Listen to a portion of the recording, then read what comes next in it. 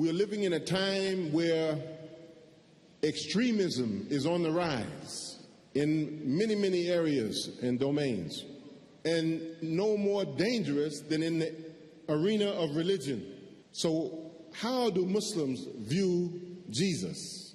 We know that this man is regarded by some faiths as a false prophet. This is one extreme.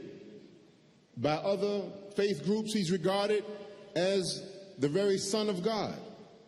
Na'udhu billah. We seek Allah's protection from that. And some even go so far as to say that he is God. Na'udhu billah min dhalik. We seek Allah's protection from that. But as Muslims who have been given the correct understanding of just who Jesus was, we have the obligation to convey that message to society.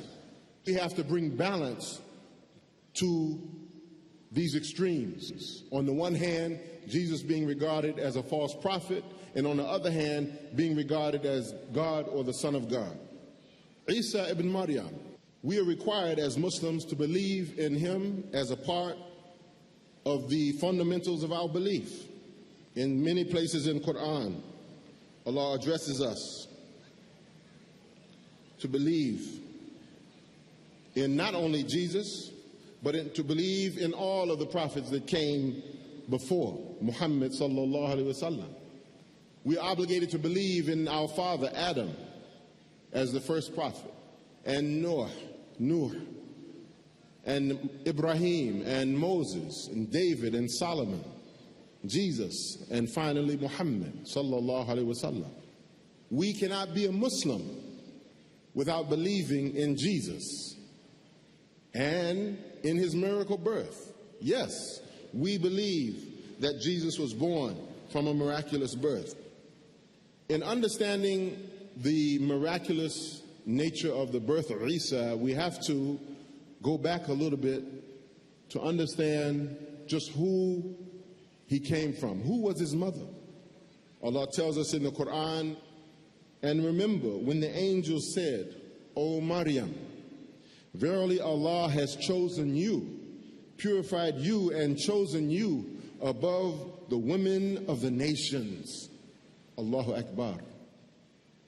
O Maryam, submit yourself with obedience to your Lord and prostrate yourself and bow down along with those who bow down.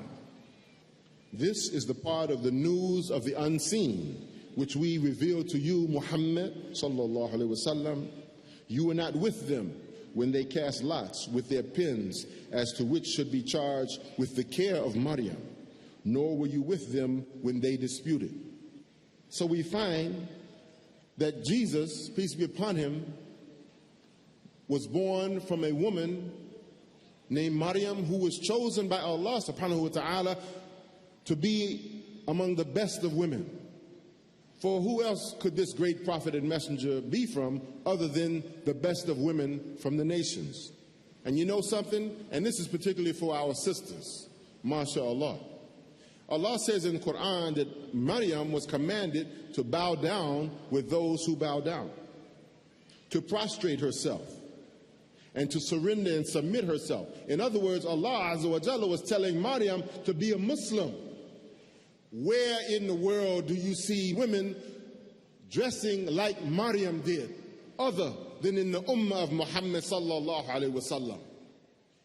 So don't ever be ashamed of your hijab, of your niqab, of your jilbab. There's some countries in the world that are demanding that our Muslim women take their clothes off, take their niqab off, take their hijab off. Would they tell Maryam, the mother of Jesus, to do that? Ask them that question. It is reported that the Prophet ﷺ said on the authority of Ali ibn Abi Talib, radiallahu anh, the best woman was Maryam, daughter of Imran. And the best woman of the Prophet's time is Khadija bint Khuwaylid. Allahu Akbar. So Maryam holds a very, very special place in the heart of the Muslim nation. Indeed, there's an entire chapter called Maryam, named after her. Walhamdulillahi Rabbil Alameen. It is reported in the collection of the narrations of our Prophet's holy sayings, sallallahu alaihi wasallam, collection by Imam Bukhari, wherein he said, many men have reached the level of perfection, but no woman reached such a level except Asiya, the wife of Fir'aun, and Maryam, the daughter of Imran. And then he went on to say that the superiority of his wife Aisha to other women is like the superiority of meat and bread to the other meals. Walhamdulillah.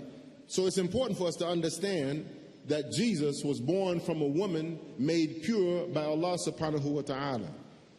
Allah says in Surah Ali Imran, remember when the angel said, O Maryam, verily Allah gives you the glad tidings of a word from him, and his name will be Al-Masih Isa ibn Maryam, held in honor in this world and in the hereafter, and he will be one of those who are near to Allah. Muqarribeen, those who are near to Allah. So here Allah subhanahu wa ta'ala in the Quran gives good news to Maryam of a son whose name will be the Christ, the anointed one. And he was called Al-Masih because Allah subhanahu wa ta'ala anointed him, but also because he would perform miracles of healing by rubbing his hand. Alhamdulillah. We know in the later life of Jesus, alayhi salam, that he was given the ability by the permission of Allah to heal the lepers, to make the blind see, to make the lame to walk, to make the dumb to speak, even raising up one from death. But he never claimed that that was a power that came from him. For indeed, all miracles are from the hands of Allah subhanahu wa ta'ala. In this ayah, it tells us that Maryam was informed of a word from him. And this is where many of us, even as Muslims, have a misunderstanding. We have to know that the word was not a part or essence of Allah, but it was something that Allah created. MashaAllah ta'ala. The angel began to tell Maryam that he would speak to the people in the cradle and in manhood, and he would be one of the righteous. Now this is what Allah tells us in the Quran, that he will speak to the people in the cradle. Allahu Akbar. And he will be one of the righteous. She said, Ya Rabbi, oh my Lord, how shall I have a son when no man has touched me? He said, so, that is the angel said, so it will be, for Allah creates what he wills. When he has decreed something, he says to it only, be, and it is. Kun fayakun. That is the word. Not that Jesus himself was a part of Allah, because this is where the misunderstanding comes. The word is something that Allah created and breathed into Maryam. Isa was the command fulfilled. When Allah commanded Isa to come about, he said, Kun, be Isa. And he became. Now, does this make Jesus, Mary's son, divine? Does this give him the right to be worshipped besides Allah? It has been reported on the authority of Abu Hurairah radiallahu anhu that no infant, according to the saying of the Prophet Muhammad sallallahu alaihi wasallam, no child, no infant in the cradle spoke except for Isa and the companion of Jurayj and one other boy.